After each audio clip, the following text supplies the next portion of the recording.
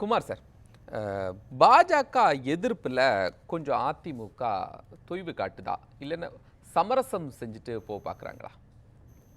இவங்க ரெண்டு பேரும் நண்பர் அரசகுமார் அவர்களும் சரி, சீனியர் ஒரு பத்திரிகையாளர் திரு பிரியன் சொன்னவங்களையும் இருந்து நான் எடுத்துக்கிட்டது என்னென்னா, அவங்க ரெண்டு பேருக்கும் ஓரளவுக்கு தெரிஞ்சிருக்கிறது அதிமுகவும் பாஜகவும் கூட்டணி சேர்ந்துரும்னு அவங்க மனதளவில் அது அவங்க யூகம்தான்.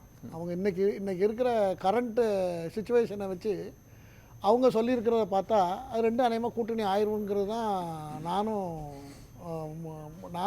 யூகம்தான் பண்ணுறேன். அப்படி தான் சொல்ல முடியும். மணிகண்டன் சொன்ன விஷயத்தில் மணிகண்டன் லேட்டஸ்ட் விஷயத்தை அவர் பரிசீலிக்காமல் பேசிட்டாருன்னு நினைக்கிறேன். 2 நாளைக்கு முன்னால் உள்ள செய்தியும் இன்னைக்கு உள்ளதுக்கும் நிறைய வித்தியாசம் இருக்கிறது. என்ன விஷயம் சார்? என்ன வித்தியாசம்னா, என்ன செய்தி? கல்யாண வீட்டில் அதிமுகவில் முக்கியமான அமைச்சர், அவருக்கு ரைட் ஹேண்ட் யாருக்கு, எடப்பாடி பழனிசாமிக்கு. நான்லாம் அந்த கல்யாணத்தை எப்படி எதிர்பார்த்தேன்னு சொன்னால், இவர் தாலி எடுத்து கொடுப்பாரு, யாரு, எடப்பாடி பழனிசாமி பொண்ணு மாப்பிள்ளைக்கு தாலி எடுத்து கொடுப்பாரு, அந்த அளவுக்கு முக்கியத்துவம் இருக்கும்னு நான் எதிர்பார்த்தேன் அந்த கல்யாணத்தில். ஆனால் அவர் போகவே இல்லை கல்யாணத்துக்கு. ஒன்றாச்சா, அதுக்கு பதிலாக 10ஆம் தேதி ரிசப்ஷன் வச்சுருக்காங்க, பெரிய அளவில் வச்சுருக்காங்கன்னு அதுவும் எனக்கு அங்கே இருக்கிற நண்பர்கள் சொன்னாங்க. 10ஆம் தேதி தமிழ்நாட்டில் இருக்கிற அதிமுககாரங்க பூரா வர வச்சு பெரிய மாநாடு மாதிரி நடத்துறதுக்காக பிளான் பண்ணியிருக்காங்கங்கிறது தகவல், கோயம்புத்தூர்லேருந்து தகவல். அப்போ நான் இப்படி புரிஞ்சிக்கவா, பாஜகவோட கூட்டணியை இபிஎஸ் விரும்பலை, மற்றவர்கள் எல்லாம் விரும்புகிறாங்க? அப்படியே நீங்கள் புரிஞ்சுக்க வேண்டாம். இபிஎஸ் சேர்ந்து தான் விரும்புகிறாரு. இப்போ சூழ்நிலை அப்படி தான் இருக்கிறது. ஏன்னா அவர் இன்றைக்கி பிரியன் சார் சொன்னது போல் பேட்டியில் அவர் என்ன சொல்லியிருக்காருனாக்கா, எங்களுக்கு இபிஎஸ் கலந்துக்கு இருந்திருக்கணும்ல. கலந்துக்கிட்டு இருக்கிறது கல்யாணத்துக்கு உடனே இன்னைக்கு கலந்துக்காது. இவங்கெல்லாம் வந்திருக்காங்க, வந்ததில் இன்றைக்கி கொஞ்சம் பேசியிருப்பாங்க, இனிஷியலாக பேசியிருப்பாங்க. எல்லோரும் அவரை திரு அண்ணாமலை வரவேற்றது, அண்ணாமலைக்கு முக்கியத்துவம் கொடுத்தது, இதெல்லாம் எல்லாம் லோக்கலாக இருந்தாலும் கூட கடந்த காலங்களில் கடந்த சில மாதங்களாக பல வகையான பேச்சுகள், வாத பிரதிவாதங்கள்லாம் இருந்தது. ஆனால் இந்த கல்யாணத்தில் எல்லாரும் நல்ல சுமூகமாக பேசி நல்ல ஐக்கியமாக இருக்காங்கிறது ஐக்கியமாகட்டும். ஆனால் 2021 அதிமுகவுடைய தோல்விக்கு பாஜகவோட கூட்டணி வச்சதுதான் அதிமுக சொன்னாங்க, இபிஎஸ் எல்லாருமே சொன்னாங்க. அதே நோட இப்போ எப்படி எடுப்பாங்க? அது எப்படி நீங்க சொல்றீங்க? அது தப்புன்னு ஆயிட்டதுல. சிறுபான்மை ஓட்டு போயிடுச்சு. பாஜகவோட கூட்டணி வச்சதுனால தான் எங்களுக்கு சிறுபான்மை. பாஜக கூட்டணி 19.2% ஓட்டு வாங்கியிருக்கு சார். அது எப்படி சொல்ல முடியும்? அப்படி சொல்ல முடியாது, அப்படி பார்க்கவும் முடியாது. இன்னைக்கு தேவை என்னன்னா, இன்னைக்கு தேவை அதிமுகவில் இருக்கிற கூட்டணி.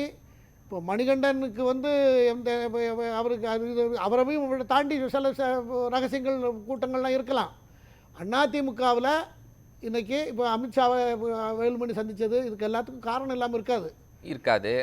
ஆனால் 2026 சட்டமன்ற தேர்தலுங்கிறது எடப்பாடி பழனிசாமிக்கு வாழ்வா சாவா போராட்டம். ஏன்னா அவருடைய தலைமைக்கான கொஸ்டின், ஒருவேளை தோல்வி அடைந்தானா 2 சட்டமன்ற தேர்தல் தோல்வி, 2 நாடாளுமன்ற தேர்தல் தோல்வி, உள்ளாட்சி மன்ற தேர்தல் தோல்வி அப்படின்னு அவருக்கு மாறி.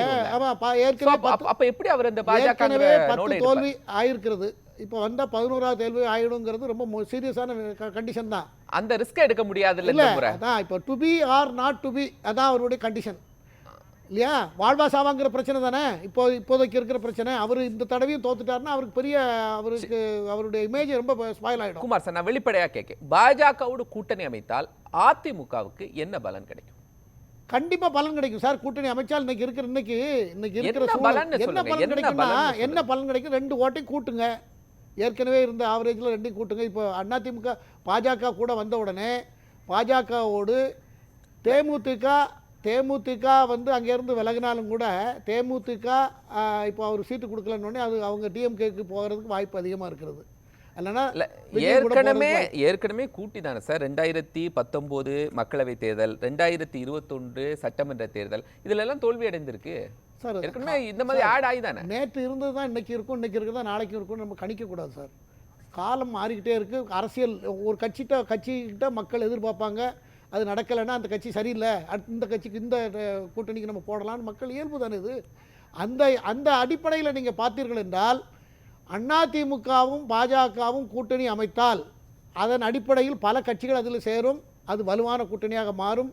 இப்போது விசிகாவை பொறுத்தவரையில் நீங்கள் வேங்கை வயல் சொன்னீங்க, அதுபோல் சாராய கடை மூடுறதுக்கு அவர் தான் முதல்ல முன்னெடுத்தார்.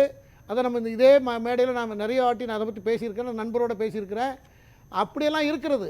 அதெல்லாம் கூட்டணியில் இருந்தால் இப்போ கம்யூனிஸ்ட் கூட்டணியில் தான் இருக்குது. ஏதாவது கம்யூனிஸ்ட் கட்சிகளுக்கு தான் இந்த மாதிரி பிரச்சனையை கிளப்புறதுக்கு தேடி பிடிச்சி பிரச்சனையை கண்டுபிடிச்சி 2021 பாஜகவோட அதிமுக கூட்டணியில் இருக்கும்போது வாக்கு சதவீதம் குறையுது.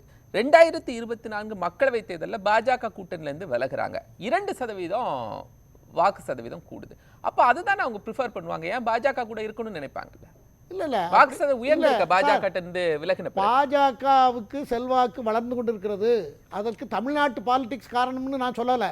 தமிழ்நாட்டில் பாலிடிக்ஸ் மக்கள்கிட்ட போய் நேராக போய் எல்லாம் பேசி எல்லாம் உங்களுக்கு நான் அதை செய்யறேன் சொல்லிட்டாங்க, மக்களோட மெர்ஜ் ஆயிட்டாங்கன்னு நான் சொல்லலை. சமீபத்தில் மும்மொழி கொள்கையிலிருந்து தொகுதி மறுசீரமைப்பு வரைக்கும் பாஜக மீது அதிருப்தி அதிகமாயிட்டு தானே. மும்மொழி கொள்கையில நான் தான் சொன்னேன், மும்மொழி கொள்கையில கருத்து கணிப்பு என்ன தெரியும் சொல்லுது தெரியுமா? நான் முந்தா நாள் தான் ஒரு வாரம் போயிட்டு நான் ஊர்லாம் போயிட்டு சுற்றிட்டு வந்தேன். என்ன சொல்கிறாங்க மும்மொழி கொள்கை? 1937 அன்னைக்கு சரி, இன்னைக்கு தவறு. அன்னைக்கு மும்மொழி கொள்கை வேண்டியது இருந்துட்டால் எங்களுக்கு தமிழ் வளர்ந்துருக்காது. தமிழ் பள்ளிக்கூடமே இல்லாத காலத்தில் ஹிந்தி வந்திருந்ததுன்னா ஹிந்தி எங்களுக்கு தமிழே கற்பிக்கப்பட்டிருக்காது. ஆனால் இன்னைக்கு அது தேவை. இன்னைக்கு எங்களுக்கு இலவசமாக கிடைக்கிற கல்வியை மத்திய அரசு பிரதமர் கொடுக்குற கல்வியை தமிழக அரசு கெடுக்குது.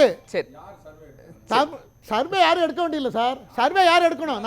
நீங்கள் நாங்களா சொன்னால் நான் பல பேர்கிட்ட பேசிட்டு சொல்கிறேன். அதாவது என்ன சொல்கிறாங்கன்னா, அன்னைக்கு அது தேவைப்பட்டது, இந்தி எதிர்ப்பு அன்னைக்கு தேவை.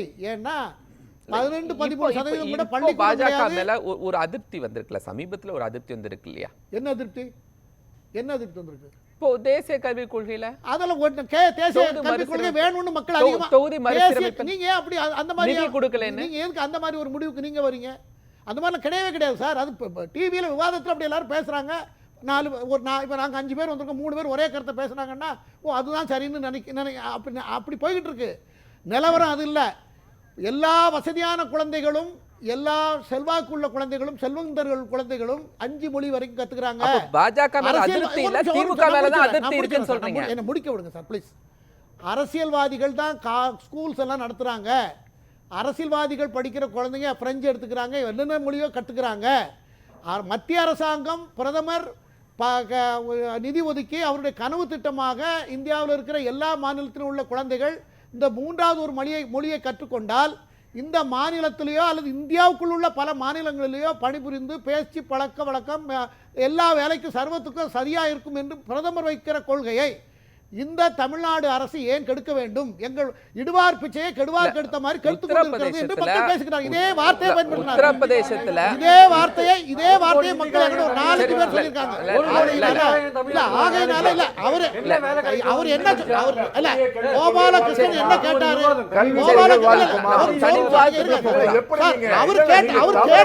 அவர் கேட்ட கேள்வி கேட்டாரு மொழி கொள்கையால பாஜகவுக்கு பின்னாடி இந்த விஷயத்தாலே பாஜக ஜெயிக்கும்னு நான் சொல்றேன்.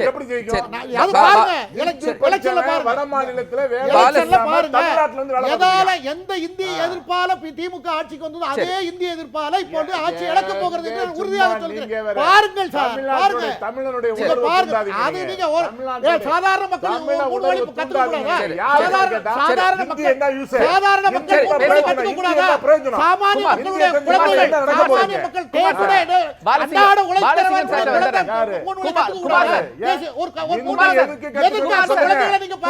அந்த குழந்தைகளை எதிர்காலத்தை ஏன் நீங்க ஸ்பாயில் பண்றீங்க? அந்த குழந்தையை